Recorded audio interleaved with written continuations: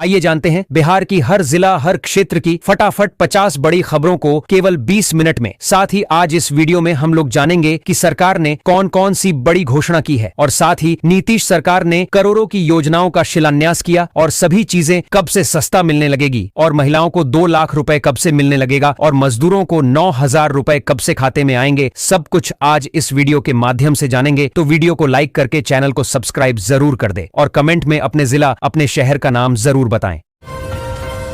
नीतीश कुमार ने चुनाव से पहले जीविका दीदी को 2 लाख रुपए महिला रोजगार योजना के तहत बिजनेस करने के लिए देने का वादा किया था।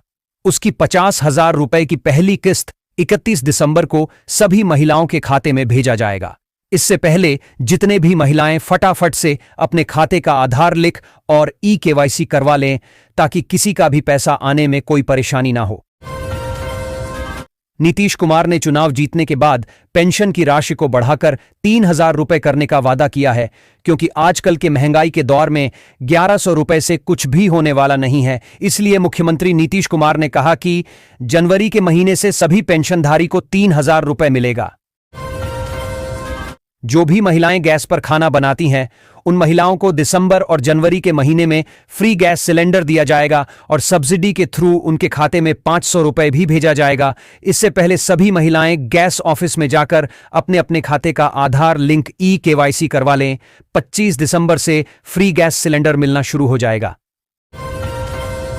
25 दिसंबर को सभी लेबर कार्ड धारी के खाते में 5,000 रुपए भेजा जाएगा। इससे पहले सभी लेबर कार्ड धारी अपने अपने खाते का ई-केवाईसी और आधार लिंक करवा लें ताकि किसी का भी पैसा आने में कोई भी दिक्कत ना हो, क्योंकि मजदूर भाई दिन भर मजदूरी करते हैं तो उन्हें 400 रुपए से 500 रुपए मिलता है, जिनसे उनका गुजारा नहीं हो पाता है। इसी को देखते हुए मुख्यमंत्री नीतीश कुमार ने सभी लेबर कार्ड धारी को 5,000 रुपए महीना देने का वादा किया है।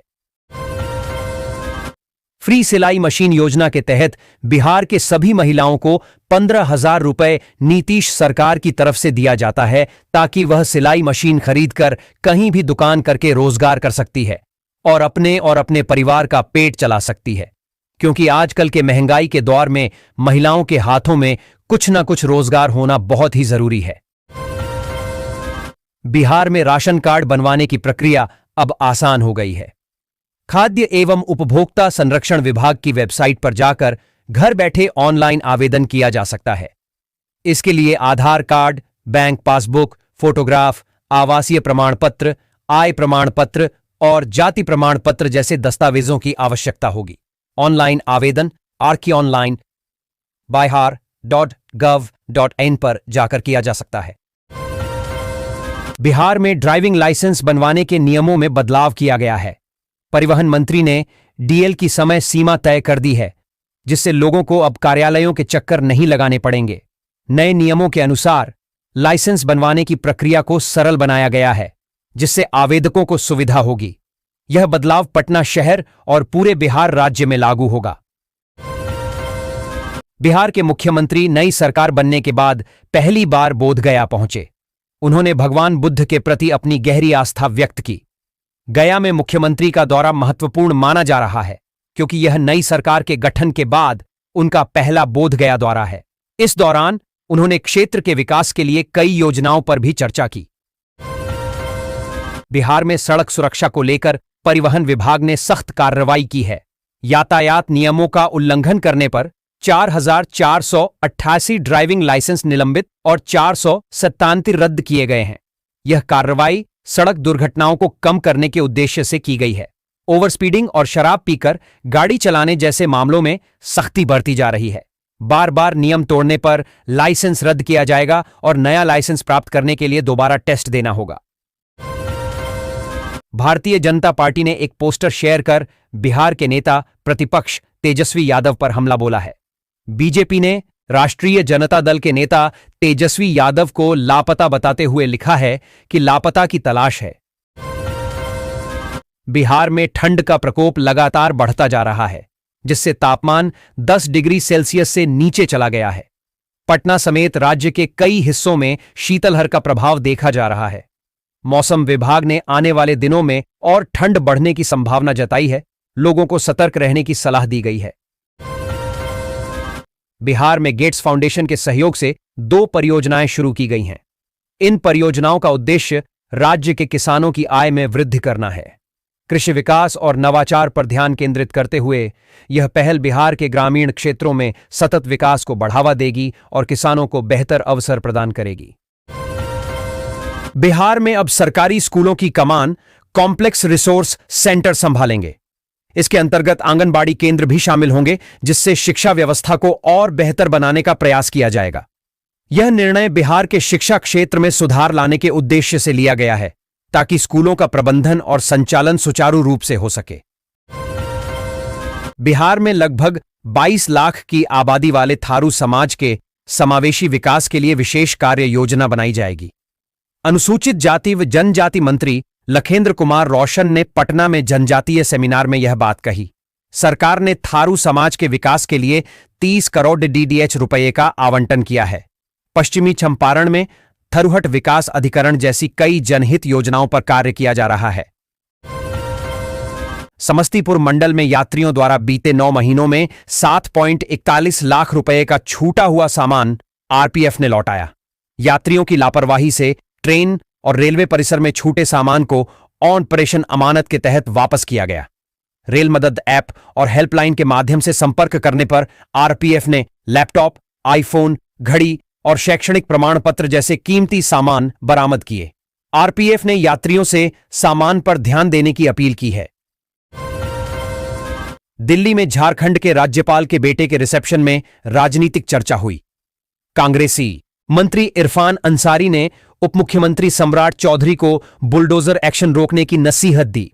अंसारी ने कहा कि भाईचारे और संवाद की भाषा अपनाएं, बुलडोजर की नहीं। उन्होंने बिहार में सामाजिक सौहार्द बनाए रखने की बात कही और उत्तर प्रदेश मॉडल को नकार दिया। पटना का LNJP हड्डी अस्पताल आधुनिक सुविधाओं के विस्तार के कारण चर्चा में है।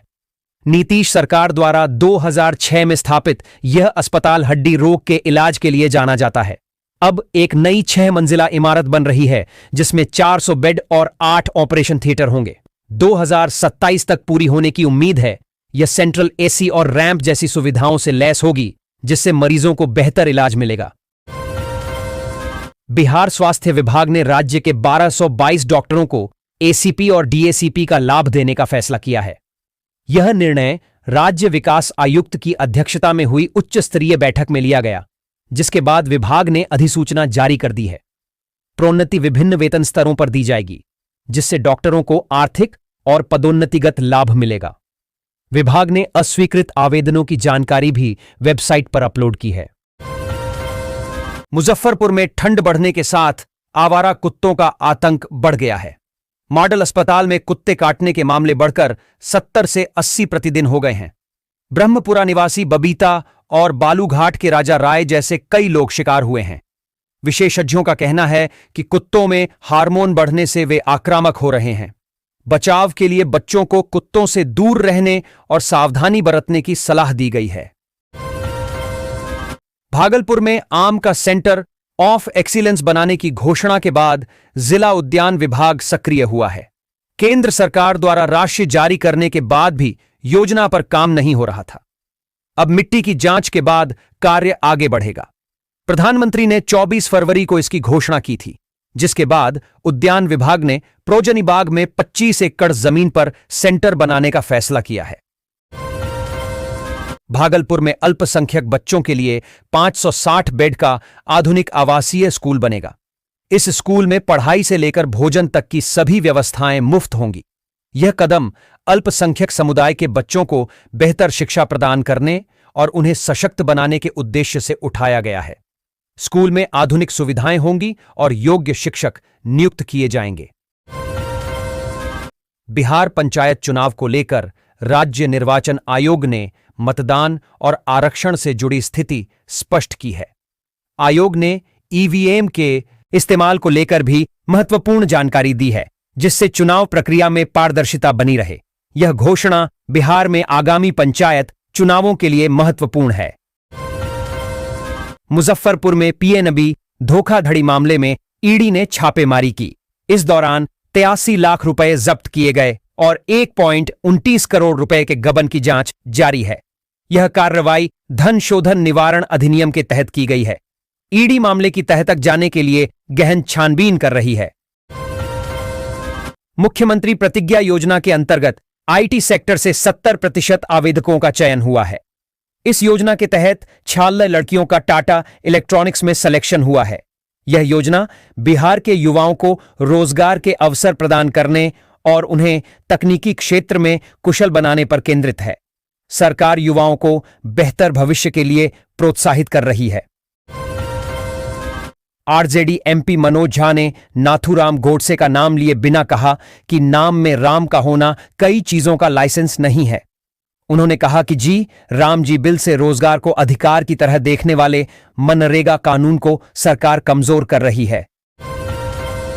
बिहार के मुख्यमंत्री नीतीश कुमार द्वारा एक मुस्लिम महिला के चेहरे से हिजाब खींचने के विवाद में अब एक पाकिस्तानी डॉन भी कूद पड़ा है। पाकिस्तान के कुख्यात डॉन शहजाद भट्टी ने अपना एक वीडियो जारी कर धमकी दी है कि सीएम नीतीश माफी मांग लें, वरना फिर यह मत कहना है कि चेतावनी नहीं दी गई थी। बिहार में तलवारबाजी का ओलंपिक ट्रेनिंग सेंटर खुलेगा। इसके अलावा राज्य के अधिकारी चीन में आयोजित स्पोर्ट्स एक्सपो में भाग लेंगे। इस ट्रेनिंग सेंटर से बिहार में तलवारबाजी को बढ़ावा मिलेगा और खिलाड़ियों को अंतर्राष्ट्रीय स्तर पर प्रतिस्पर्धा करने के लिए बेहतर प्रशिक्षण मिलेगा। यह सेंटर पटना में स्थापित किया जाएगा। पटना एयरपोर्ट पर आज से विंटर शेड्यूल लागू हो गया है। विंटर शेड्यूल के अनुसार एयरपोर्ट पर उड़ानों का समय बदल गया है। पहली फ्लाइट सुबह 10:25 है। यात्रियों को सलाह दी जाती है कि वे एयरपोर्ट पर समय से पहले पहुंचें और अपनी फ्लाइट की जानकारी प्राप्त कर लें। बिहार के विभिन्न स्कूलों में छात्रों के बीच हिंसक झड़पें हुईं, जिनमें 19 छात्र घायल हो गए। घायलों में से एक की हालत गंभीर बताई जा रही है। यह घटना राज्य के स्कूलों में सुरक्षा व्यवस्था पर सवाल उठाती है। प्रशासन मामले की जांच कर रहा है। केंद्र सरकार ने ग्रामीण रोजगार व्यवस्था में बदलाव करते हुए लोकसभा में राम जी बिल पेश किया, जिसका विपक्ष ने विरोध किया। यह बिल मनरेगा की जगह लेगा, जिसमें ग्रामीण परिवारों को 125 दिन का रोजगार मिलेगा, लेकिन राज्यों को खर्च का 10 से 40% वहन करना होगा। फसल के मौसम में काम नहीं मिलेगा, जिससे कृषि कार्यों में मजदूरों की कमी न हो। विपक्ष का कहना है कि इससे राज्यों पर आर्थिक बोझ बढ़ेगा और गरीबों को नुकसान होगा। पटना में डीएम के निर्देश पर 31 अस्पतालों का औचक निरीक्षण किया गया। निरीक्षण के दौरान 12 से अधिक डॉक्टर और कर्मी गायब पाए गए। इस घटना से स्वास्थ्य सेवाओं की गुणवत्ता पर सवाल उठ रहे हैं। डीएम ने गायब डॉक्टर और कर्मियों के खिलाफ कार्रवाई करने के निर्देश दिए हैं। बेगूसराय में मनरेगा योजना के तहत पारदर्शिता लाने के लिए अब प्रत्येक जॉब कार्डधारी को ई-केवाईसी कराना अनिवार्य कर दिया गया है। इससे फर्जी जॉब कार्डधारियों की पहचान की जाएगी और उन पर शिकंजा कसा जाएगा, ताकि वास्तविक लाभार्थियों को ही योजना का लाभ मिल सके। जिले में कुल 7.5 लाख जॉब कार्डधारी हैं, जिनमें से अभी तक 30.01% का ही ई-केवाईसी हो सका है। पटना का जिला उपभोक्ता विवाद निवारण आयोग देश के उत्कृष्ट प्रदर्शन करने वाले आयोगों में शामिल है। आयोग ने इस साल 1000 से अधिक मामलों का निपटारा किया और सभी मामले ई-जागृति पोर्टल पर अपलोड किए।